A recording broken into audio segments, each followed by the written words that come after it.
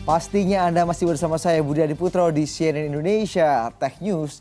Hampir setiap tahun perusahaan dirugikan rata-rata 4,7 juta rupiah per tahunnya per karyawan akibat penggelembungan dana biaya dinas. Berdasarkan data ini, Jojonomic membuat aplikasi khusus untuk reimbursement dengan sistem online. Aplikasi bernama Jojonomic memungkinkan pengguna melakukan reimburse melalui smartphone. Dilengkapi dengan fitur membaca angka melalui foto, aplikasi ini dapat membaca angka biaya yang tertera pada setiap struk. Ya, jadi kalau sebelumnya karyawan harus rekap si bond ini satu-satu, sekarang dia cukup di foto aja. Terus si nilai dari si amount ini langsung kebaca nih. Dia klik OK, dia pilih expense kategorinya apa. Misalnya ini transport. Dia submit,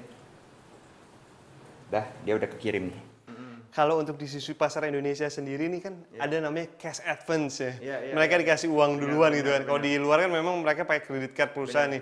Ini bagaimana nih? Ada fitur khusus gak sih kalau untuk di Jojonomic untuk menanggapi ini? Yang membuat unik Jojonomic dibandingin semua aplikasi serupa di seluruh dunia, salah satunya adalah cash advance. Jadi cash advance itu spesifik dibutuhkan oleh negara berkembang. Jadi kalau perjalanan dinas pada umumnya pegawai menerima uangnya terlebih dahulu dan di Jojonomic itu bisa di tracking, uangnya terima lebih dahulu, di approval, habis itu pada saat di perjalanan dinasnya selesai dia bisa report aja langsung lewat Jojonomic ke perusahaan. Berawal sebagai pengatur keuangan pribadi, Jojonomic mengubah target dan fokus ke pasar korporat.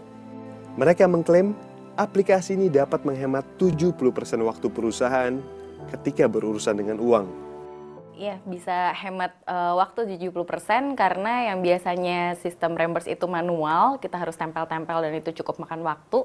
Lewat ini sistem bisa langsung foto aja receipt-nya, kemudian itu langsung terekap dan approver, manager, supervisor itu bisa langsung approve atau reject gitu. Sampai dengan finance secara lewat dashboard digital seperti itu. Saat ini tercatat sudah 30 perusahaan tertarik menggunakan aplikasi ini.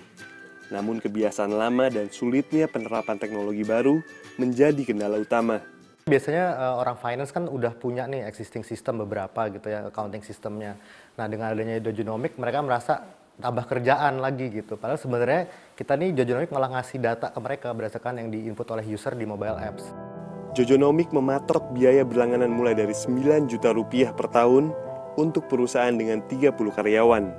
Sebagai aplikasi reimburse, Jojonomic dianggap menjadi solusi bagi perusahaan untuk menekan potensi kerugian akibat penggelembungan dana atau markup. Sebuah solusi keuangan di tengah iklim teknologi. Radinata Prawira, Jakarta.